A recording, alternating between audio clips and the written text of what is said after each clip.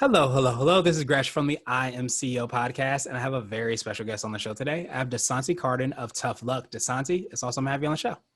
Hi, I'm so happy to be here. As I was saying, I'm very impressed with how you streamlined podcasting. It was so smooth.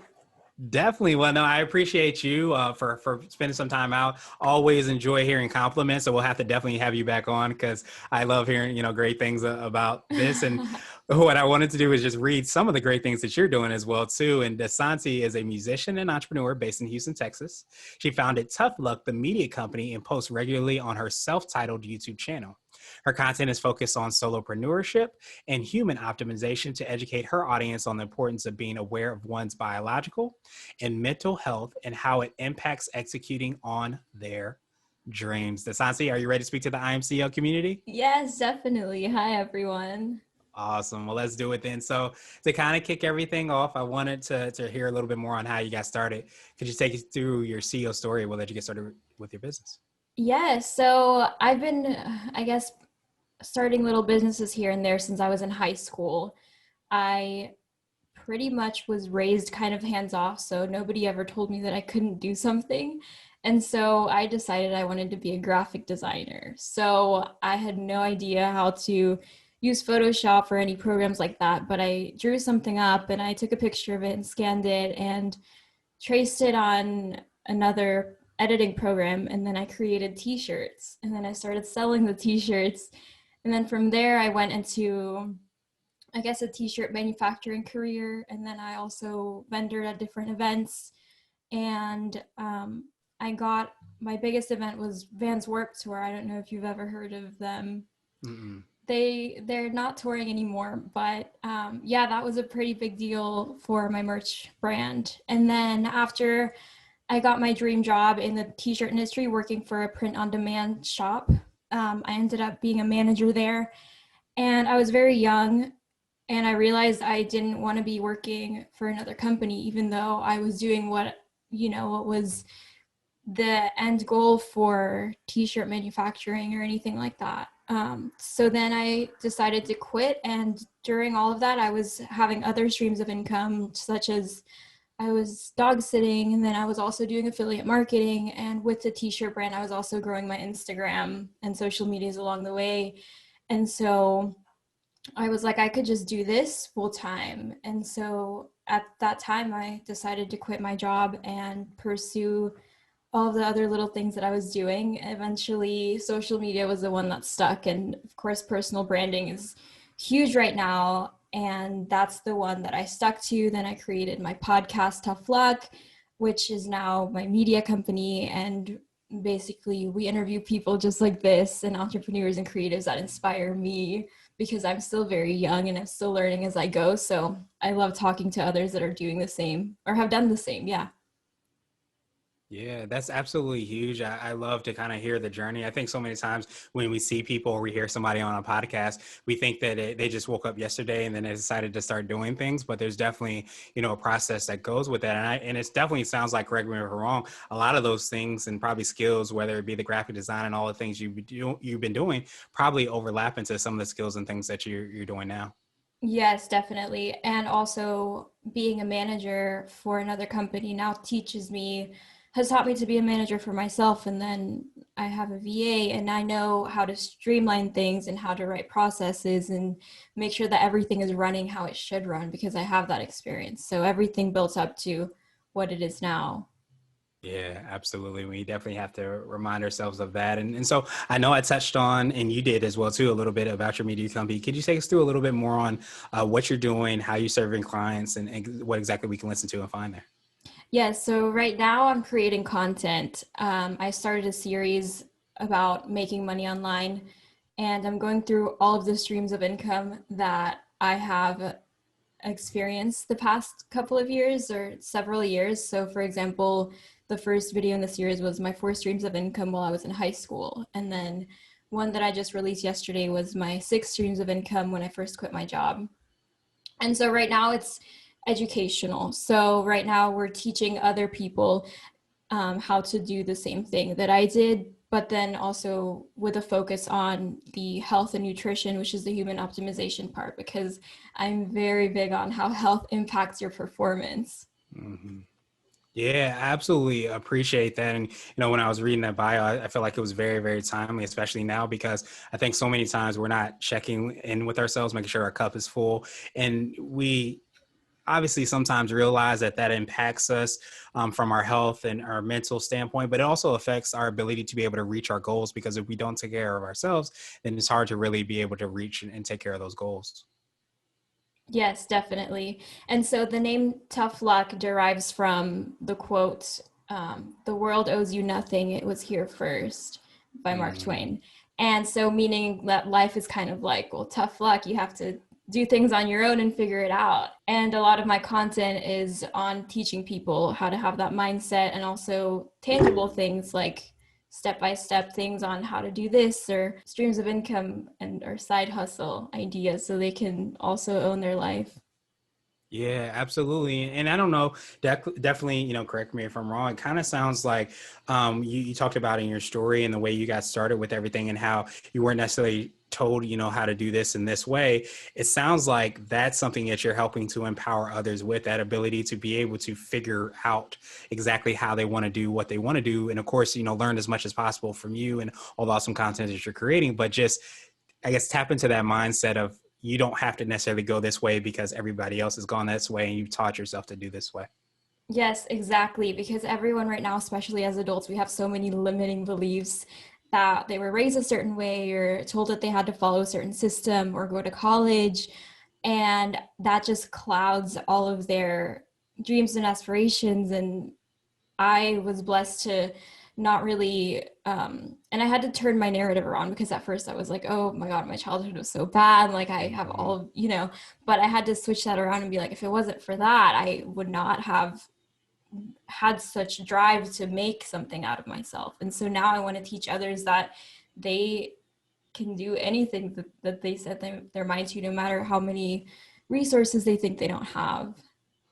Yeah, and it's, you start to tap into that creativity, and I remember hearing somebody say, you don't need to increase your resources, you need to increase your resourcefulness, and to be able to kind of tap into your ability to be able to find a way, and as you said, kind of flip that switch, or maybe even take a different perspective and understand the things that we think are limiting us are really sometimes empowering us and giving us that ability to be even bigger and better than what we thought we could be.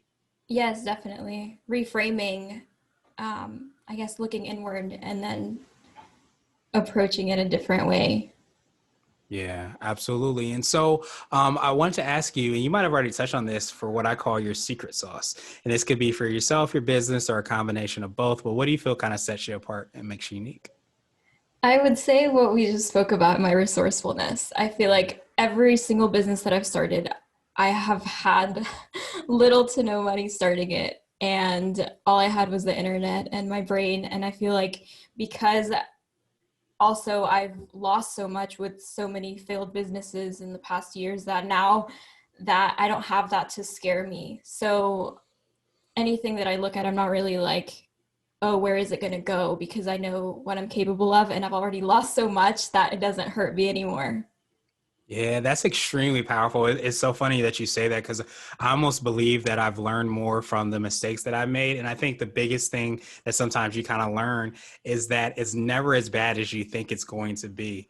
And I think sometimes when I've failed at things, you think the world's going to end and I'm never going to be able to start again. But sometimes when you come out of those things and maybe things don't go the way you want them to go, but you get those lessons and all that information on how to do things better, you realize that taking a chance, going for things, trying things is not the bad thing. It's really a gift in and of itself. Yeah, I've learned a lot, and especially since my rough upbringing, I've gone hungry, I've slept in my car, and so going through all of that has really made me fearless in all of these different approaches.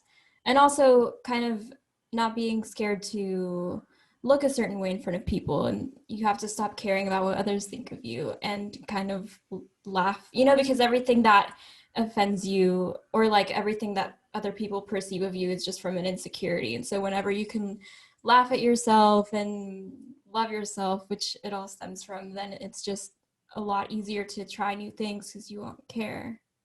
Yeah, absolutely. And I truly believe that's power and gold to be able to laugh at yourself, because I think so many times we're making decisions and doing things based off external things rather than, being okay with ourselves, having that power, having that self-appreciation for ourselves. And so I wanted to switch gears a little bit, and I want to ask you for what I call a CEO hack. So this could be like an app, a book, or a habit that you have, but what's something that makes you more effective and efficient? Systems. Mm. Writing everything down, but simplified systems. So, for example, whenever I go through what I need to do in the day, I write everything down. And then the first thing I do is figure out what I can cross off that doesn't need to be done right then. So, I've actually been following the concept of minimalism the past 2 years, and it has completely changed how I work. And everything, building a process for everything, even eating and sleeping and habits, simplifying everything and systemizing it to where whenever you're having a bad mental day, you fall back on the system, and then, you know, it's just better that way because you have that to fall back on as opposed to leading with emotion. You just have that to guide you. Yeah, and that's absolutely huge. And I love, that minimalistic approach, especially too, because I think so many times we think about it about having less stuff, but it translates into so many different aspects of our life and our business. And I think when you can really, drill down and understand the steps by which you're taking in order to get to a goal, it also allows you to kind of look at those steps, because so many times we don't realize that we've adopted habits and we don't sometimes even know where we got them from. But to really look down and look at those processes and all those things to understand, like, is this really getting me to where I want to be? I think it gives us, again, more power and more, I guess, quote unquote, control over those things and how we can increase our likelihood of being successful. Yes. Another thing that really changed the way I work was uh, for about a week, I wrote down everything that I did every 30 minutes or to an hour, or I wrote down what I was doing and then a timestamp with it. And then I would reflect on it the day and at the end of the day and see, okay, what is helping me reach my goals and what was unnecessary. And I was very surprised to see how much time I was spending doing certain things that weren't really benefiting me. Yeah, and it's so many times we don't realize, we're sometimes in autopilot or even distracted from those things. And I think one of the things that I think I found some time tracker or something like that, and you realize like how much time you're spending in certain things. And when you start to really look at that, you can make those tweaks and changes, which is where I think the power comes from to help you get closer to doing the things that can help you reach whatever those goals might be. Yes, definitely. Awesome, awesome, awesome. So I wanted to ask you now for what I call a CEO nugget. So this could be a word of wisdom or piece of advice. It might be something you would tell a client, or if you hopped into a time machine, you might tell your younger business self. I would tell myself, and I tell other people and myself because I'm very spread out and I have like 20 things going on at once and I just want to be working on the next project. But something I'm pledging to this year for myself is to focus on one thing. And there's a book called One Thing. I forgot who it's by, but I Gary bought it. Keller.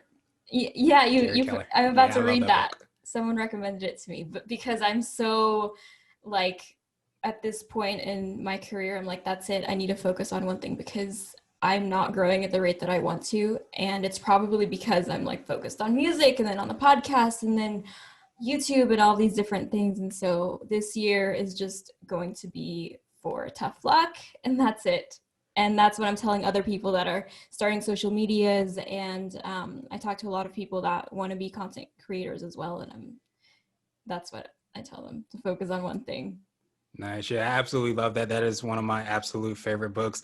I literally just mentioned that earlier today. And it's so big because I want to say a couple of years ago I came across the book, and I have a theme for every year. And my theme was the one thing to kind of I'm very much so the same person who has a ton of ideas. But the thing I love about it is that it's not it's not telling you can only do one thing. It's helping you focus on the one thing that could have the most impact. And by being able to knock over that first domino, you're able to knock over bigger dominoes on each step. So it's not that you're doing one thing and that's all you're going to do for the rest of your life. It's allowing you to focus on one thing so that you can have a bigger impact and do many things. And so I think that's a phenomenal hack, especially for creatives and people that have a lot of passions and are ambitious, because it allows you to really centralize those efforts and you can start to make a bigger impact often sometime sooner. Yes, definitely. Because if I grow my business, then I can focus on other things. Mm-hmm. And that's what every entrepreneur wants, I think. I feel like entrepreneurs are never on one thing, but we all need to just for a little bit. Exactly. Yeah, you're absolutely right. Usually when you see those opportunities and you're a true entrepreneur, you start to see them everywhere. And you have to kind of rein yourself in to be able to focus on those one things to kind of see that impact. So absolutely appreciate that. And I wanted to ask you now my absolute favorite question, which is the definition of what it means to be a CEO. And we're hoping to have different quote unquote CEOs on this show. So Desanti, what does being a CEO mean to you?